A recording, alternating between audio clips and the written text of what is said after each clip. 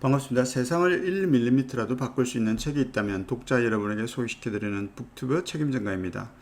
오늘은 글쓰기로 세상을 바꿀 수 있다고 주장하는 심리학자의 책 나의 글로 세상을 1mm라도 바꿀 수 있다면 이라는 책을 소개합니다.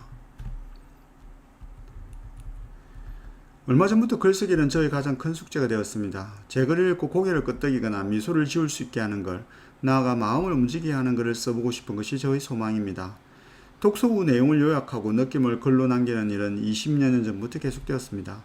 이 글은 온전히 저의 이야기로 시작되는 글은 아니었기에 좋은 글에 대한 목마름은 오래전부터 있었습니다. 최근 글쓰기 플랫폼인 브런치에 글을 올리기 시작하면서부터 그 갈증이 심해졌습니다. 제가 나의 글로 세상을 1mm라도 바꿀 수 있다면 이라는 책을 손에 잡은 이유입니다. 이 책의 저자인 메리 파이퍼는 임상심리학자입니다. 저자는 44살에 글쓰기를 배우기 시작해서 지금은 베스트셀러 작가가 되었습니다. 저자는 이 혹독한 세상에서 가장 핵심적인 문제로 환경오염과 기후변화, 미국 내 그리고 각 국가 간의 빈부격차를 지적합니다. 자신의 의견을 주장하는 데 그치지 않고 직접 행동하고 실천하는 학자로 알려졌습니다. 저자는 우리가 언어로 가득한 세상에 산다고 하면서 언어는 우리 인간 공동체의 정체성, 의미, 관점을 부여한다라고 합니다. 저자는 언어가 잘못 쓰이는 경우 다른 사람들을 대상화하고 비인간화하는 도구로 사용될 때가 있다고 하면서 이때의 언어는 무기가 된다고 합니다. 사람들에게 상처를 주는 언어의 예로는 불법 체류자를 뜻하는 illegal alien이었습니다. 불법이라는 illegal과 이질적인 또는 외국인 체류자라는 의미의 alien이라는 단어가 결합하였습니다. 미국은 불법 체류를 미국인과 완전히 분리되고 분리하고 배제시킵니다. 저자는 세상에는 불법인 사람도 이질적인 사람도 없다고 주장합니다. 요즘은 illegal alien 대신 서류로 신분이 확인이 되지 않았다는 의미로 undocumented immigrant를 사용하고 있습니다. 언어로 이루어진 글, 그 중에서 좋은 글은 어떤 글일까요? 저자가 이야기하는 좋은 글은 세상에 대한 독자의 지식을 넓혀주거나 그들이 공공선언을 위해 행동하도록 독려하거나 다른 좋은 글을 쓸 수 있도록 영감을 주는 글입니다. 좋은 글은 독자가 세상을 다른 관점으로 보게 해준다고 합니다. 이런 좋은 글은 어떻게 해야 쓸 수 있을까요? 자신만이 알할 수 있는 주제와 주제를 효과적으로 전달할 수 있는 방법을 찾아야 합니다. 저자는 우리가 쓰는 글은 우리 자신으로부터 나오기 때문에 자신의 영혼을 더 깊이 탐구할수록 글도 더 깊고 풍성해진다고 합니다. 어떻게 하면 나 자신을 알 수 있을까요? 저자가 제안하는 방법은 명상입니다.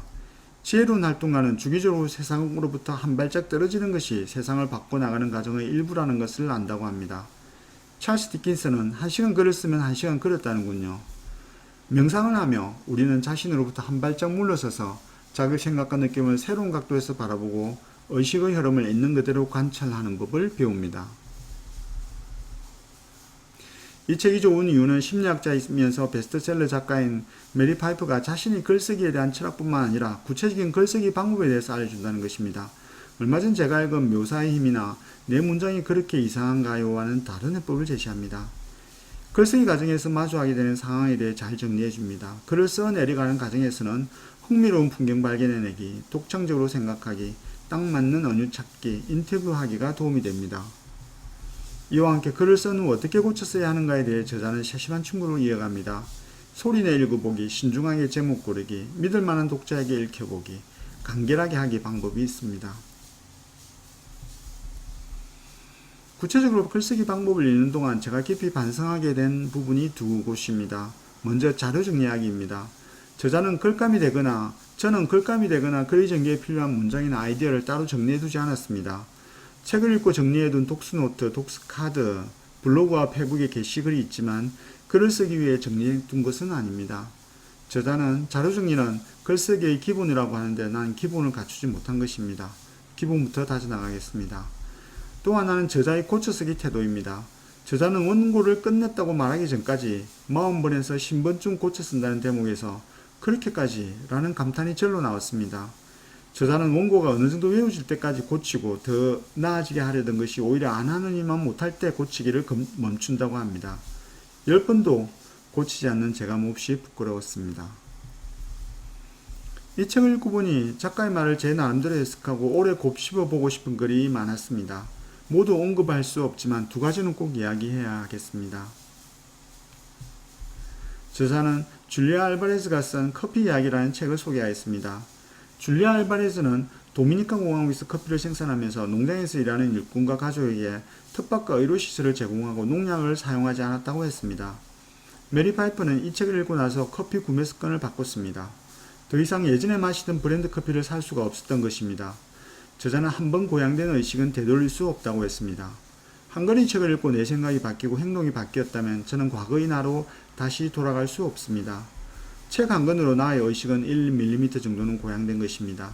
저는 책 한 권의 힘, 1mm의 힘을 믿습니다. 두 번째는 행동에 대한 것입니다.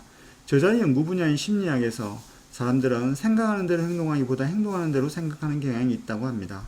이 문장은 여러 번 들은 말입니다만 이번에는 제게 특별하게 다가왔습니다. 저는 글 잘 쓰는 사람이 되고 싶다고 생각합니다.